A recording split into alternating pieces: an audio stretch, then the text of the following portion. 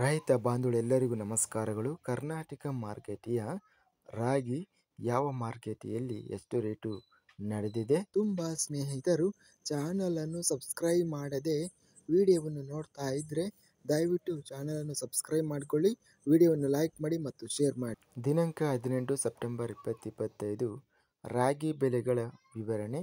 ಕೊಟ್ಟೂರು ಮಾರುಕಟ್ಟೆಯಲ್ಲಿ ರಾಗಿ ಕ್ವಿಂಟಲಿಗೆ ಕಡಿಮೆ ಬೆಲೆ 3,189 ರೂಪಾಯಿ ಇದೆ. ಚಾಮರಾಜನಗರ ಮಾರುಕಟ್ಟೆಯಲ್ಲಿ ರಾಗಿ ಕ್ವಿಂಟಲಿಗೆ 3,150 ರೇಟು ಇದೆ. ತುಮಕೂರು ಮಾರುಕಟ್ಟೆಯಲ್ಲಿ 3,100 ರೂಪಾಯಿಯಿಂದ ಹೆಚ್ಚಿನ ಬೆಲೆ 4,200, ಮಧ್ಯಸ್ಥ ಬೆಲೆ 3,500. ದಾವಣಗೆರೆ ಮಾರುಕಟ್ಟೆಯಲ್ಲಿ ರಾಗಿ ಕಡಿಮೆ ಬೆಲೆ 3,100, ಹೆಚ್ಚಿನ ಬೆಲೆ 3,680, ಮಧ್ಯಸ್ಥ ಬೆಲೆ 3,390.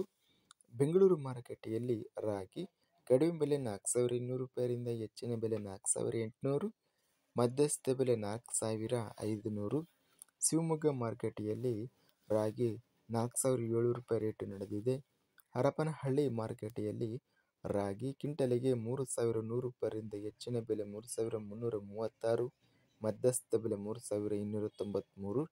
ಹೊಸದುರ್ಗ ಮಾರುಕಟ್ಟೆಯಲ್ಲಿ 3,400 ರೂಪಾಯಿ ರೇಟು ನಡೆದಿದೆ.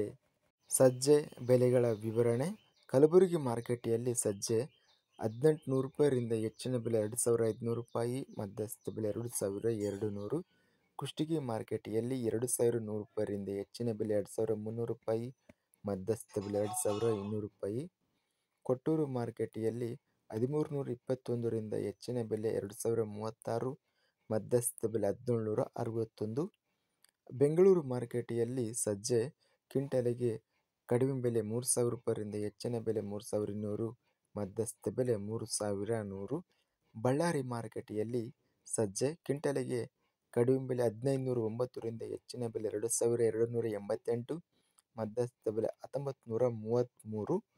ಬಾಗಲಕೋಟೆ ಮಾರುಕಟ್ಟೆಯಲ್ಲಿ ಕಡಿಮೆ ಬೆಲೆ 1,700ರಿಂದ ಹೆಚ್ಚಿನ ಬೆಲೆ 2,459, ಮಧ್ಯಸ್ಥ ಬೆಲೆ 2,167.